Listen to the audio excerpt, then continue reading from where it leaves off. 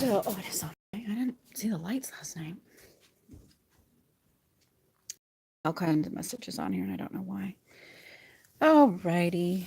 I apologize for all the mess up. So, hey guys, how you doing? What I want to do today is talk about right now. Right now is where you're at and I'm at. And what we have to learn to do, or maybe you've already learned to, is be okay with right now, whatever is going on around you. Whatever it is you're feeling, you might have negative feelings, but you need to learn to be okay with what is instead of trying to force yourself to stuff down feelings. You need to learn to be okay with what is. That's hard because I like to control things. I like to control everything. The only thing you really can control is your thoughts. Okay? You can get a thought that runs away with you for a minute, but you can go in and change it as soon as you want, you know? My thought usually starts off, I'm not enough. I didn't do enough. What am I doing wrong? What do I need to do? And I have to right away change those thoughts and let myself know you're okay, right? Do anything. You're a human being. Your being is enough. And to be a human being. Just like a dog's job is dog's job is to be a dog, is to be a human being. And I don't have to beat myself up when I feel like I'm not doing enough. So my message today is don't beat yourself up. Your past isn't your future, and your past doesn't even matter. I had a dream last night that if you wanted to remember your past and not remember who you are and the things that you loved, you'd have to write a book and find that book in your next life. You'd have to really make a really good book. It would be like become a movie. Like maybe some of you relate to some of these and say, oh my gosh, I just watched a movie and that's my life. I feel like I know that life. Well, in my theory, that's because maybe that's the book you wrote about yourself and they made it a movie. So, years ago. So I'm just making this up as I go along because movies haven't always been around. So if you were back in Cleopatra's day or back in, and again, I don't necessarily believe in reincarnation, but if you did, this would be a fun theory that you would come back in this life and read about your last life. Now, what if you were all the people in the world? You played each one of them. You got a chance to play each person in the world. Wouldn't that be a hoot? And like, okay, so I'm playing JW. That's me, Juanita Waterman. I'm playing JW this lifetime. And my job is as playing her, using this energy person or whatever it is, this circumstance, um, is to see what I would do with it.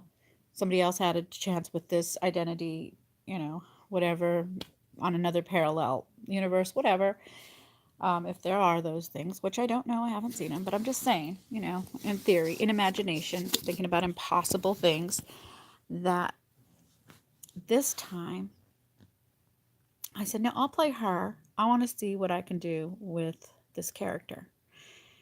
And it was harder than I think I thought it would be. I thought I could save her. I think I thought, look, I've got all the tools I need. I can help this kid. And I just wasn't um, ready for some of the things that she went through. It was, what do they call that when you're sidetracked or, you never see it coming? I didn't see it coming. I didn't see the pain coming. I didn't see, I didn't understand that when a little girl wets her pants, that it can be emotionally for the rest of her life. I didn't see that coming. And so I thought, oh, this is going to be a cinch. Her only problem was she wet her bed every day and her pants every day. This is going to be a cinch. I can handle this. Woo. It was a lot more work than I thought. So Now my job is, it is what it is. It's okay to have negative emotions. It's okay to be depressed about something. Um, it is what it is. And I'm right here. And that means I'm right here. So wherever I am, I just say I'm right here. And instantly, everything's right. Everything's okay. And that's what I want for you too. I want you to be able to take whatever feelings you're having and be able to not suppress them, to be able to acknowledge them, give them the attention they deserve. You know, they attention because they wouldn't be so strong that you feel them if they weren't reaching out to you for healing. So treat them like an entity that needs healing and give them the love that they deserve. And what happens is you'll find that once you see your feelings and emotions, they don't need to hang on much longer.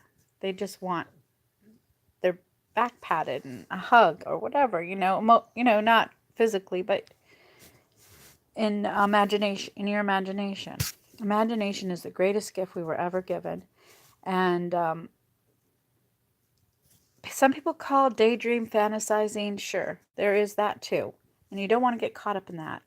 And I'll learn how not to, because I think I have a huge imagination, and I should probably write. Not should. I'm right now. I'm right here, right now, and this is a good thing. Talking to you is right where I'm supposed to be. So keep me focused here. Um. So what I wanted to say today was I've been watching the news lately, and it's about Cohen, Michael Cohen, and he was Trump's attorney, and he's going to jail for lying for Trump and for lying on his taxes. And I mean, really, everybody does all that, but he's going to go to jail for it because he got caught. And he, the Republicans say he shouldn't be able to testify, and he shouldn't even get any attention because he's a liar, a known, convicted liar, admitted liar. He even admits to it. So my question to you is, then how many people will we have to remove from jail because they were put in jail by liars who turned on them? They worked for them because they were capable of lying.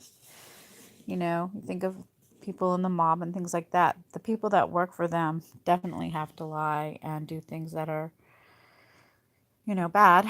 And then they go to court and they lie for their bosses because they don't want to get killed. But what I found funny was Trump says, you know what? I was really feeling good about this because he proved there was no collusion with Russia, which was interesting because if he was going to throw me under the bus, that would have been exactly why all the rest of his stuff is believable. If he really wanted to throw Donald Trump under the bus, he would have at least hinted that there could be. He didn't want to waste any more taxpayers' money either. He really just wanted us to know who Donald Trump is. We're the ones that put him into office. Our collective conscious put him into office.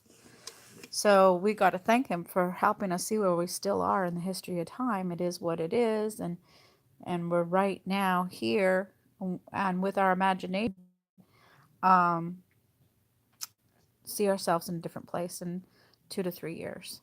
Um, and this is what I'm learning. I haven't done research about stuff on the internet until recently. And what I find, a lot of them are saying the same thing. In the next 3 years, things are going to change. Things are going to get better. People are going to become more compassionate, kind, loving, generous, and be right here, So I look forward to that, and I hope you'll be part of those people. If and you probably already are if you're watching this, because I only attract really sweet people. Um, all right, well, that's what I wanted to talk about is how to be right here, how to look forward to what's to come, how to be grateful for what we have, and how not to beat yourself up. And if you do beat yourself up, love that about yourself. Because you don't want to spend a lot of time being negative on yourself. Your mind will automatically, that's where your imagination has to step in and just say, you know what, it's okay. You can feel that way. I'm going to love you anyway. You're right here. I'm right here. I am right here. So that's my little talk today. I will see you later.